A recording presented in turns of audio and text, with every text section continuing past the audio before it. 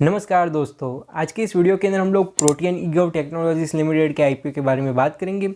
इस छोटे से वीडियो के अंदर हम लोग डिटेल में एनालिसिस करेंगे इस आईपीओ का और इस डिसीजन पर पहुंचेंगे कि क्या हम इस आईपीओ को अप्लाई करना चाहिए या तो फिर हमें इसे अवॉइड करना चाहिए। और अगर हम लोग इस आईपीओ को अप्लाई करते तो क्या सिर्फ और सिर्फ लिस्टिंग इन पाने के लिए इसे अप्लाई करना चाहिए या तो फिर लॉन्ग टर्म इन्वेस्टमेंट के लिए इसे अप्लाई करना चाहिए। तो चलिए मैं आपके सारे के सारे डाउट्स को क्लियर करता हूँ आज के इस वीडियो के अंदर। और इसी तरीके के वीडियोस के लिए चैनल को सब्सक्राइब करके ऑल के नोटिफिकेशन बेल को ऑन करना ना भूले। अगर हम लोग बात करें यहाँ पर कंपनी की, तो कंपनी इनकॉर्पोरेट हुई थी 1995 के अंदर, मतलब कंपनी काफ़ी ज़्यादा पुरानी कंपनी है।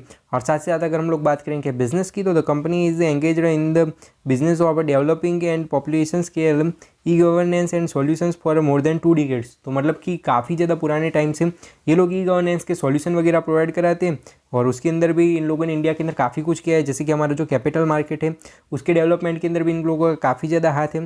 साथ ही साथ इन लोगों ने यहाँ पर इंडिया के यहाँ पर जो टेक्निकल इंफ्रास्ट्रक्चर है उसके अंदर भी काफ़ी ज़्यादा योगदान दिया है। अगर हम लोग बात करें आईपीओ के इंपॉर्टेंट डेट्स और डिटेल की, तो 6 नवंबर के दिन ये आईपीओ ओपन हो रहा है, वहीं 8 नवंबर के दिन ये आईपीओ यहाँ पर क्लोज हो रहा है। अगर मैं बात करूँ प्राइस बैंड की, तो 752 रुपीज़ से लेकर 792 रुपीज़ पर शेयर का प्राइस बैंड रहेगा।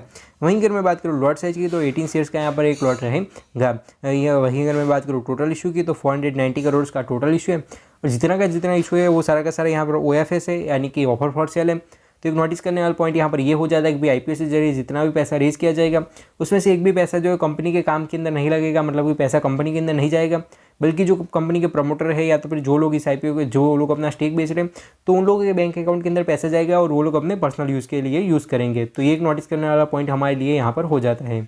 अगर मैं बात करूँ यहाँ पर कैटेगरी वाइज लॉट साइज की और इन्वेस्टमेंट अमाउंट की, तो रिटेल कैटेगरी के अंदर मिनिमम आप लोग एक लॉट के लिए अप्लाई कर सकते हो, जहाँ पर जो आपकी इन्वेस्टमेंट है वो यहाँ पर 14,256 रुपीज़ की हो जाएगी। वही HNI की स्मॉल कैटेगरी के लिए आपको मिनिमम 15 लॉट्स के लिए अप्लाई करना पड़ेगा, जहाँ पर जो आपकी इन्वेस्टमेंट है वो यहाँ पर 2,13,000 रुपीज़ की हो जाएगी। वही HNI की बिग कैटेगरी के अंदर मिनिमम आपको 71 लॉट्स के लिए अप्लाई करना पड़ेगा, जहाँ पर जो आपकी इन्वेस्टमेंट है वो यहाँ पर 10,12,000 रुपीज़ की हो जाएगी। और अगर आईपीओ काफ़ी ज़्यादा ओवर सब्सक्राइब होता है तो किसी भी कैटेगरी के अंदर मिनिमम लॉट साइज के अलावा एक्स्ट्रा लॉट्स के लिए अप्लाई करने का कोई भी मतलब नहीं बनता। अगर हम लोग यहाँ पर कंपनी के फाइनेंशियल्स की स्टडी करने की कोशिश करें तो यहाँ पर हमें पिछले 3 सालों का डेटा दिया गया है। अगर मैं बात करूँ एसेट्स की, तो 2021 के अंदर कंपनी के पास में 862 करोड़ के एसेट्स थे, जो कि बढ़ते बढ़ते एज ऑफ नाउ 1133 करोड़ के हो चुके हैं। तो कंपनी की एसेट ग्रोथ भी अच्छी है और कंपनी के पास में आज की तारीख में अच्छे खासे एसेट्स भी है। तो ये भी एक अच्छी चीज़ हमें देखने को मिल रही है। वहीं अगर मैं बात करूँ रेवेन्यू की, तो ईयर ऑन ईयर रेवेन्यू के अंदर काफ़ी अच्छी ग्रोथ है। वहीं अगर मैं बात करूँ प्रॉफिट आफ्टर टैक्स की, तो 2021 के अंदर कंपनी का प्रॉफिट 92 करोड़ का था, जो कि बढ़ते बढ़ते 2022 के अंदर 143 करोड़ का हो गया। फिर 2023 वाले फाइनेंशियल ईयर के अंदर कम होकर 107 करोड़ का हो गया। और मार्च के अंदर जैसे फाइनेंशियल ईयर 2023 खत्म हुआ तो वहाँ से लेकर जून के बीच के अंदर भी इन लोगों ने 32 करोड़ का प्रॉफिट बुक किया है।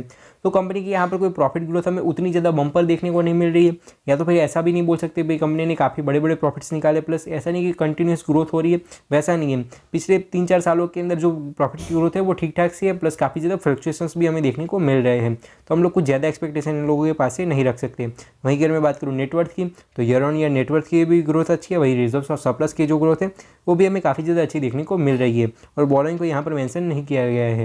अगर हम लोग बात करें यहाँ पर की परफॉर्मेंस इंडिकेटर की या तो फिर की मैट्रिक्स की, तो इस आईपीओ के अंदर जो कंपनी का पी रेशियो है वो 29 का है।